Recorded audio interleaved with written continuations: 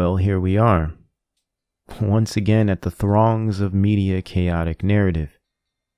Whether it be mainstream media or its henchman appendage, social media, the trauma continues. Welcome to the maelstrom, the collective confusion of 2020 that will forever go down in history books as the year that truly opened the 21st century and ended the era of the third industrial revolution, thereby beginning the next era, the era of the 21st century technocracy, the fourth industrial revolution. Firstly, by fomenting a global reset, which will entail a new global economy, a new culture, new infrastructure, and new policies. In order for this to take place, especially in a place like America, individualism must be deconstructed to produce a hive mind and collectivist perspective fit for the global socialistic system of inclusivity and sustainability. This can be done in several ways, mainly by creating a situation that will collapse the current economy.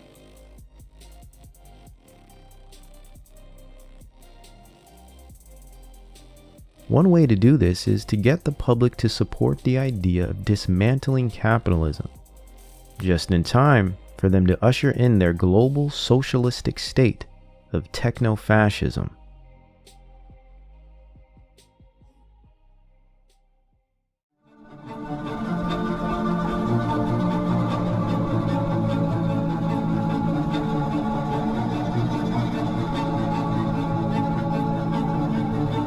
We want an end to the profit at all costs mentality, because if we don't build an economic future with people at the centre in a sustainable frame where we are respectful of our planetary boundaries and the need to change our energy and technology systems to have a living planet for human beings. The world could fund it right now, and yet 70% of the world's people have no social protection. That's respectful of public services and not simply trying to make profit of them. I believe it is very important for countries to recognize that, there are some essential services that need to be provided in terms of healthcare, in terms of education, in terms of good governance, in terms of social safety, that cannot be compromised on. This is a virus that doesn't respect borders. It crosses borders, and as long as it is in full strength in any part of the world, it's affecting everybody else. So this requires global cooperation to deal with it. Countries, they have to find ways of raising revenues, and progressive taxation could be one form of it. We talked about solidarity tax that may be needed in some countries. Nature strikes in ways that we cannot imagine, and we've seen one, and climate change is could be even worse. Set up a new world order after World War II. We're now in a different world than we were then. What can we be doing differently? And the World Economic Forum, I think, has a big responsibility in that as well, to be pushing the reset button and looking at how to create well-being for people and for the earth. I think the key is to put the health of people and the planet first. And that's what's happening on COVID-19. And what we're learning from this crisis and pandemic is it is possible to switch it. A new world order. For 2020, what other important conversations do you think need to be had? We are living in a world which becomes more and more disintegrated. How to keep such a multipolar, multi-conceptual world together, I think will be at the forefront. Some people would say multilateralism has to be again cultivated in Davos. But I see also, I would call it that we have urgency in emergency related to the environmental issues, climate change, but also biodiversity and so on. We face an emergency situation. And we have not yet really the sense of urgency to address those issues. We see it now with the fires in Australia, and Of course, it's relatively difficult to get such a sense of urgency if the stock markets are doing so well as we see now. So since stock markets are doing so well, meaning since the economy is perceived as stable, and this perceived stability is keeping society complacent, how could one disrupt this complacency? How could one increase the urgency of emergency, as Schwab so eloquently put it? Well, but of course, create a crisis that cannot be ignored, and be sure that it destabilizes that comfy economy. That'll shake society right out of their social media stupor. To avoid blame or discovery, as well as supply the perfect opportunity to reset society, the establishment would be most safe in constructing some type of crisis of which to bring order. Let's not forget the importance of crisis either. They are not simply opportunities for change, but they also are exempt from constitutional intervention, and sovereignty is a defunct concept, placed on a backlog or waiting list. Therefore, an international change that would not coincide with the interests of its people nor its constitution requires more clandestine methods to be realized. We are now experiencing this realization in the form of crisis, combined disasters. How about a crisis provided in the form of a phantom menace, an invisible threat? So invisible, one would not find a need to prove it exists. This would provide the opportunity to kill several birds with one stone. Essentially, weaken social morale to form a docile population ripe for detailed instruction. Destroy a long-standing system of institutions and industries that pose obstacles to the new order of things, whilst comprising the associated economy in such a way that creates plausible deniability and smooths over the imminent collapse that was going to happen anyway. So we can clearly see that the crisis has been displayed to society through the fear and mongering of viral infection, and the moral appeals to systemic racism and racial oppression. But what have both of these orchestrated psychological operations provided in response? Well, we have already discovered the economic compromise that a feigned pandemic can produce. But we also can discover the controlled demolition of infrastructure, institutional and industrial, the toppling of complete facets of society that riots and inexorable protest have contributed. Nothing makes a bigger and heavier hammer than a plethora of unparented, lost, and angry, spoiled first world children of the digital age. And once you can adjust their visions such that all that they can make out with their two eyes are different examples of nails, well, you will find yourself with a worthy weapon, more than a mere tool from the shed. And precisely here, like slaves being used to rebuild a new temple of worship, media reaction revolutions are being used to deconstruct the old world and usher in the new. Yes, precisely here, we have witnessed the weaponization of the youth, the ill and barbaric, the pissed off and tired, the pathologically progressive, and the malignant utopian. Just like climate change is not about the environment, and CV19 is not about keeping you safe, Black Lives Matter as a movement has nothing to do with Black lives, nor the rehabilitation of Black peoples. It has all to do with using the plight of the Black population as a ploy, or as actual matter, to be utilized to usher in a new global order, the Great Reset. This isn't about Black lives. This is a matter of mere matter, the movement of matter, feet in the streets, and destruction of objects. A war game in real time. You think this is about police, This is not about reforming police to better fit you or your community. Remember we mentioned the need for technocratic institutional and industrial change? Well, law enforcement is on that priority list. It is in need of drastic change, technological change, not socio-political. That's just the ruse to get you to wave those silly defund the police signs all day. Law enforcement needs to change for the new digital grid system, not for your civil rights needs. And it needs an excuse to be removed for the overhaul. And police brutality is the red herring. George Floyd and every other murder we are being inundated with weekly are the triggers.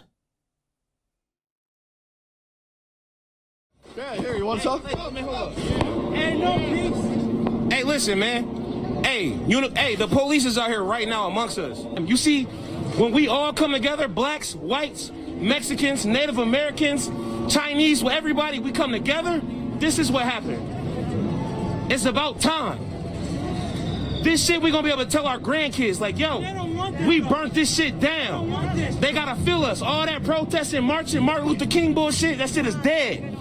Now we gotta feel us now. They gotta feel us now, period. Look at all this, look at this. Once in a lifetime shit, man. We burnt down a police station. We ran the police off. The police was up here, we ran them off. It's about time, man. Everybody stand up, man. We here, man. Minneapolis 2020.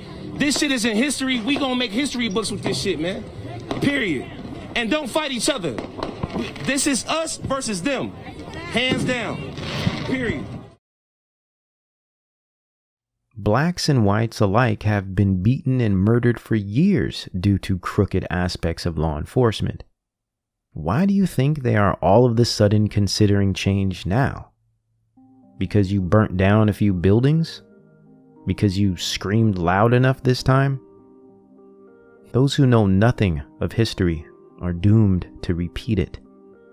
And this generation is arguably far more anachronistic than any other. They have all the technology in the world but would bust a blood vessel in attempts to tell you something true about it. Since inbuilt fact-checking algorithms have replaced authentic and genuine inquiry facilitated by actually reading personally researched sources, this generation has fallen behind mentally. They seek quick answers and cliff note understanding instead of conceptual depth. They seek pleasure instead of wisdom. We could also argue this is because their forefathers have failed them, which is true in part, but I maintain every generation is accountable for their acts, whether their conditions be favorable or desolate. Purpose is bigger than blame. Actively seek your destination, lest you be taken for a ride. And when you end up in parts unknown, unwarranted, do not ask how you got there, and do not complain about the methods by which you arrived. Racism as a state-funded proxy revolution has accomplished its initial ends. Society is mobile, furious, and rendered to the dregs of emotional states. Completely irrational and histrionic, practically exposing its belly. Society has been traumatically beaten into submission. The operation is working flawlessly. It has gone global and just as planned. Yet the world misconstrues this technocratic revolution with actual black liberation.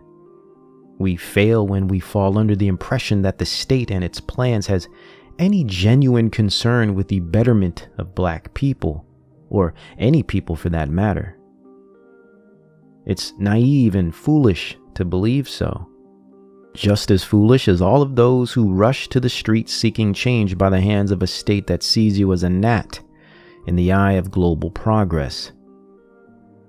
What's global progress?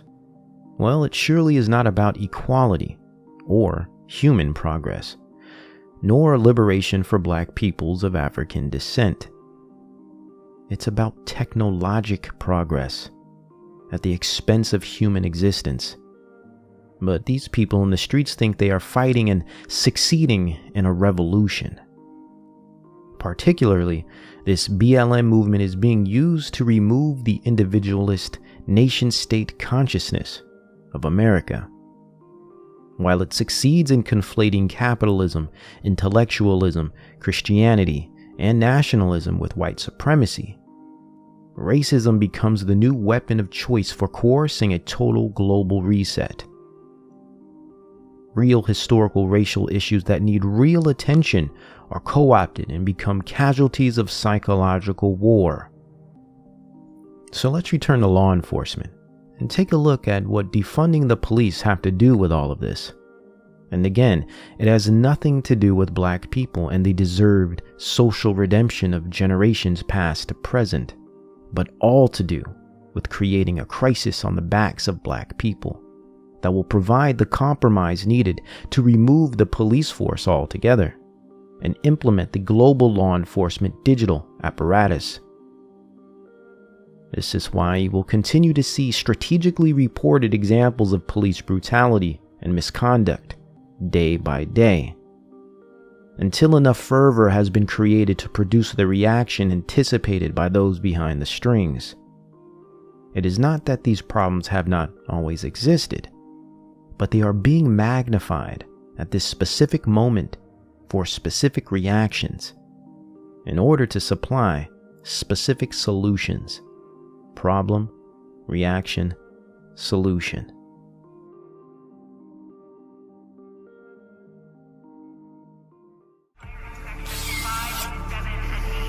Okay, fire it up.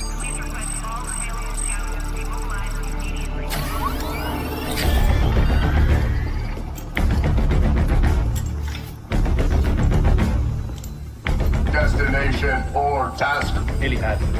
Yep. Hey, 22. Just watch yourself this time, man. Affirmative. One that represents the end of crime. The end of corruption. Go! Up against the wall! On the ground, all targets neutralized. And the start of the rebirth of our city. Welcome to the world's first robotic police force.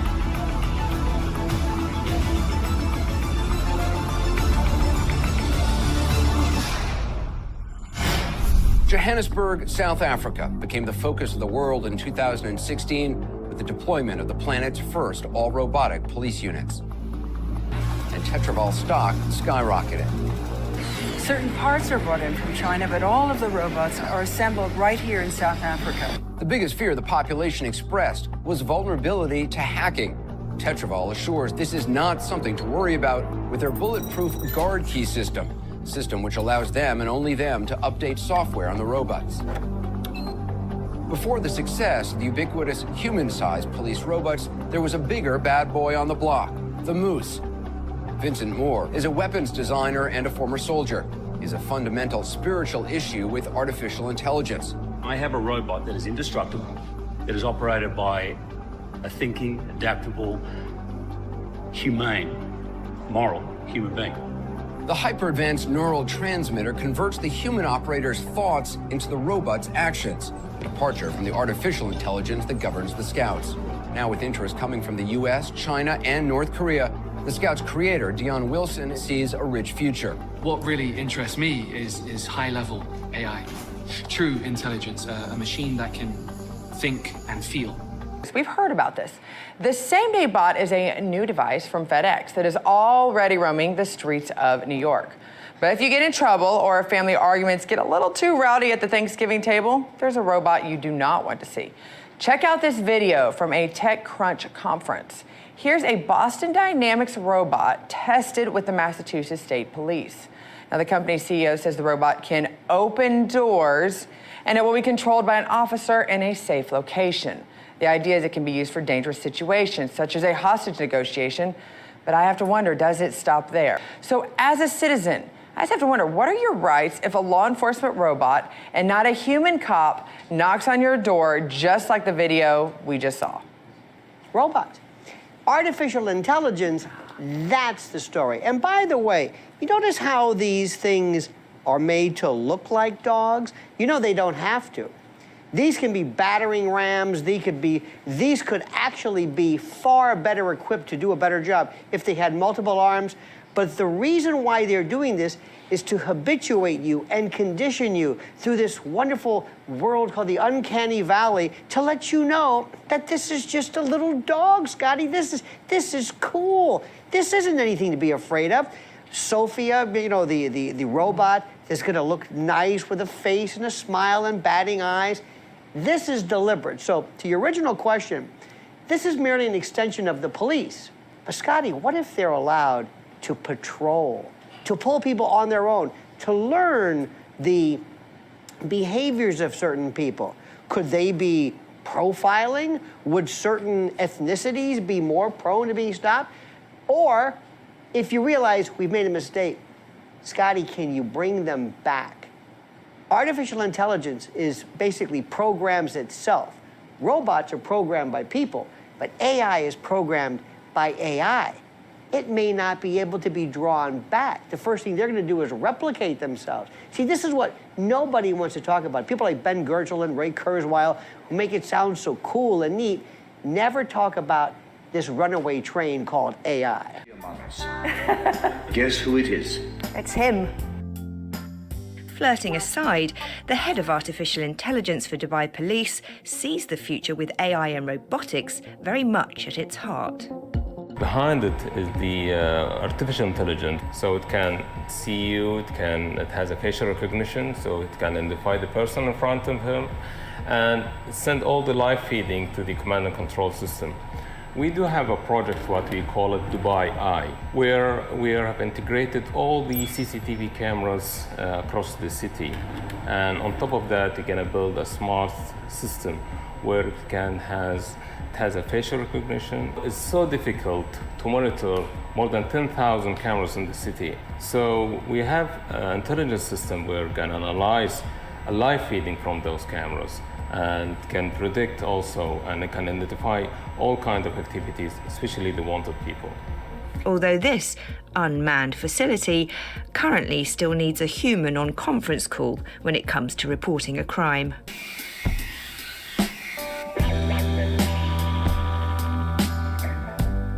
We've recently seen Chicago PD's crime-predicting algorithms, and now Dubai's police are turning their focus to preventing crimes before they even happen. This application analyzes past crime and try to predict where and when the next crime in that zone could happen in the future. Another one of the smart services offered to citizens in Dubai is the ability to register if you have a history of cardiovascular problems. You can see on the map there, represented by hearts. Now this means that when an ambulance is called, it will instantly know that it could be attending a heart attack victim. And they say that this has allowed them to reduce the number of fatalities by more than 50%. That's an impressive statistic, but is this widespread surveillance reminding anyone else of a certain sci-fi film? People are going to equate this to Minority Report. What kind of protocols do you have in place to make sure that the data is used in ethical ways in future?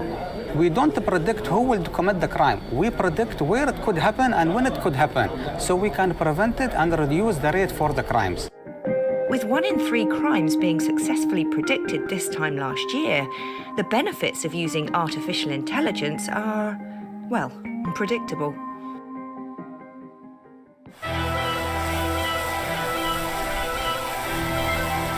What's more surprising is that the drone team here in Dubai would like to see it taken even further. They believe they can use drones to spot a potential criminal by analysing a person's vital signs. The drone operator at the command and control can select a target, and the camera will automatically lock on that target. Using some different sensors, we can identify blood pressure,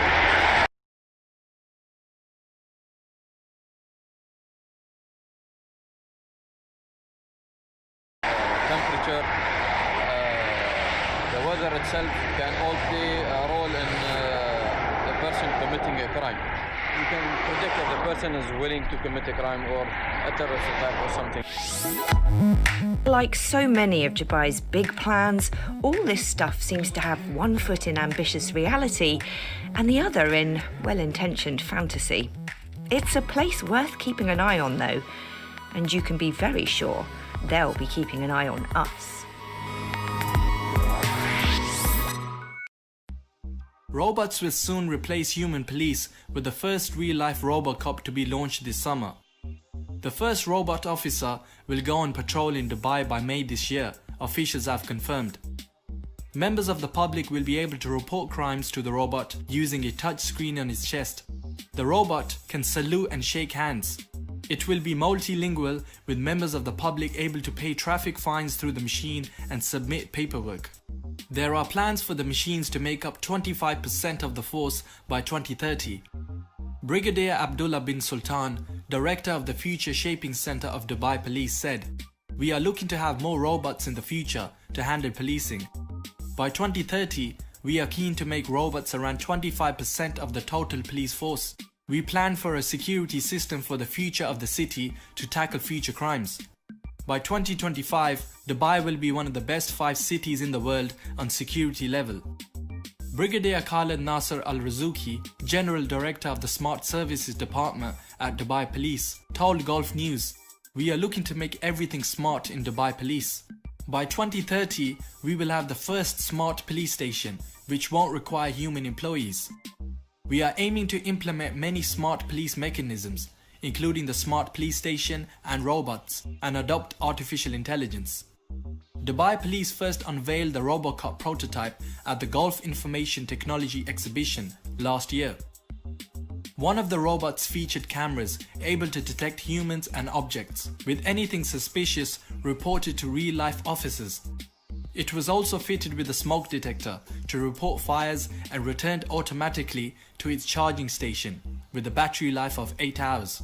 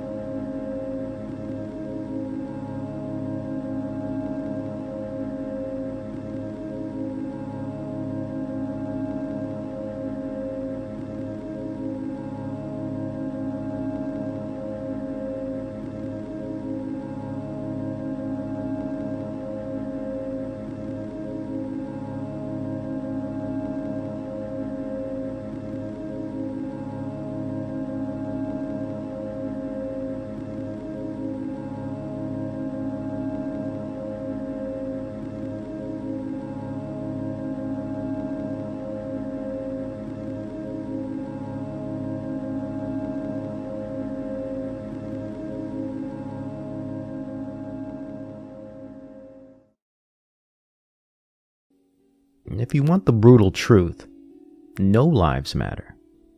You are all but simple objects, not people. You will be allowed little outside of technological trinkets to keep you busy. Power, equality, or humane consideration is out of the question. It is but a figment of your imagination. This power to the people, equality, and all the utopian nonsense Rousseau, Marx, More, Wilde, and the rest have sung into your delicate ears.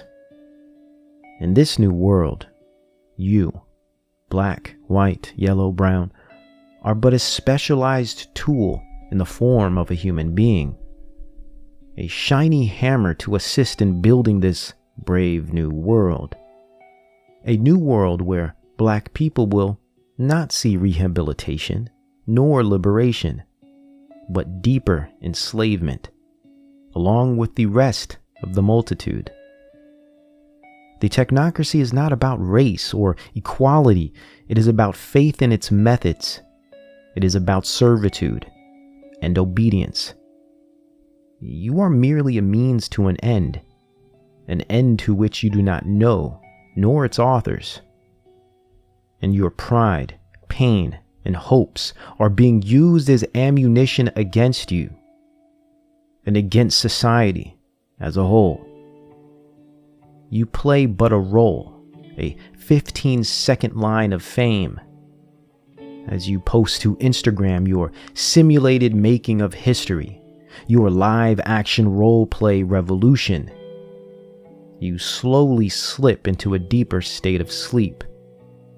The virtual abyss becomes your sunken place.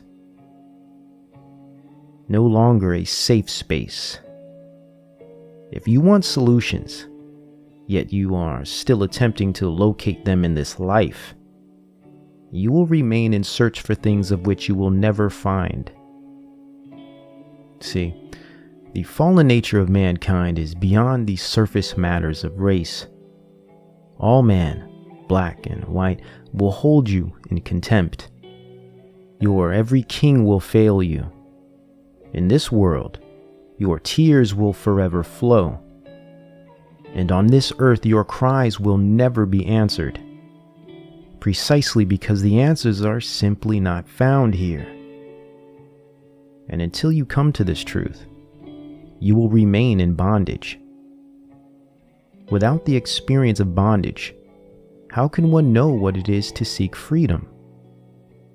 If earth were blissfully free, equal, and no pain existed, man could not know the extent of his gifts, nor would he wish to seek anything outside of himself.